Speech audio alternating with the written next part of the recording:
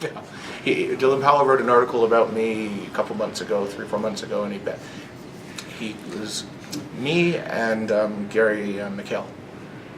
He tried to put us together as the same type of people, which I don't have any disagreements with Gary McHale, but it was obviously an option, a way of trying to take all the negativity towards McHale and put it towards me. But I think it's very interesting what's happening at Marineland, because it gives us a picture of how politicians fit into anarchy. The Marineland activists, mainly, well, they're almost all, the leaders of this are the anarchists who are leading everything else around. One of the main participants from Toronto is Zach Crowder. Zach Crowder is a Toronto anarchist, and he's always fighting the police. He's very well known for making a spectacle out of himself. But when you look at all the action of the activism around Marineland, and then there's a politician. So Marineland is like a two-pronged approach here. We have the activists who are all protesting, and we look at the connections between these activists and politicians. Peggy Nash, who is the NDP MP for Toronto Parkdale, leads the governmental approach of attacking Marineland. So we have the activists come out and they go, oh, Marineland is bad, and then Peggy Nash stands up and goes, we need to fight Marineland. Look at all those people who are fighting Marineland. We see the same sort of things happening, very close connections with the anarchists and the activists and politicians in Toronto often. We had the attack against Toronto. There's GE Hitachi in Toronto owns a plant which creates pellets for nuclear power plants. It's right downtown. It's just about a couple kilometers down the road from us.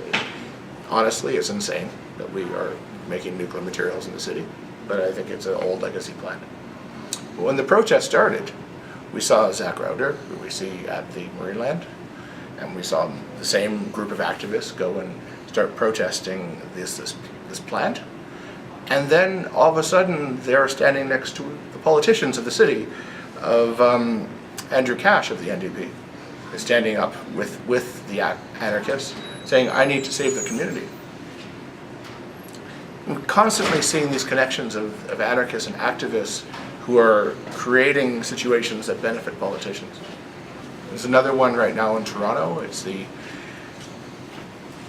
transit, I can't think of the name of it, TTC Riders, it's called. And TTC Riders is pushing an agenda of no subway to Mississauga, that we need to have an LRT instead.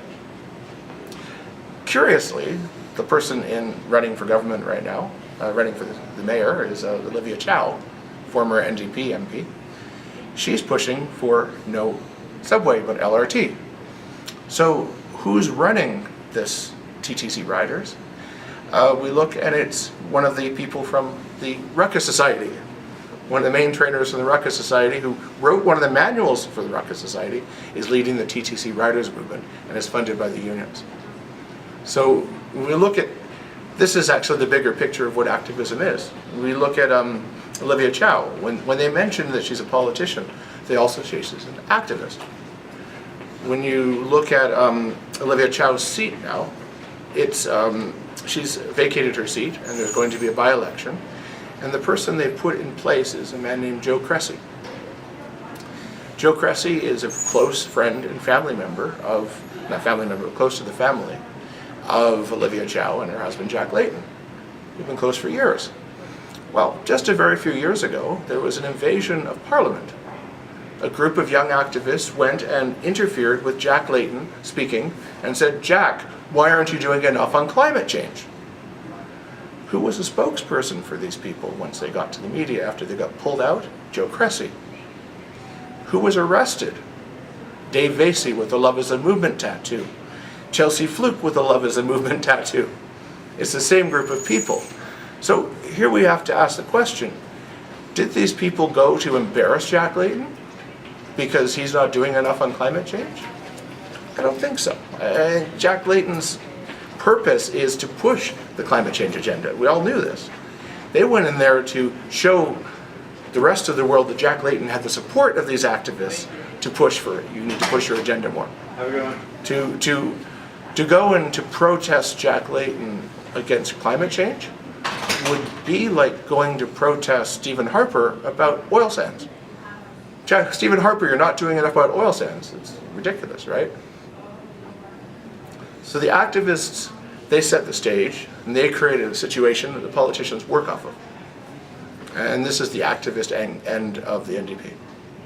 And this is the same people with Occupy, and it's the same people with I Don't Know More, and it's the same people with every major anti-globalization movement that's happened in Canada in the last year.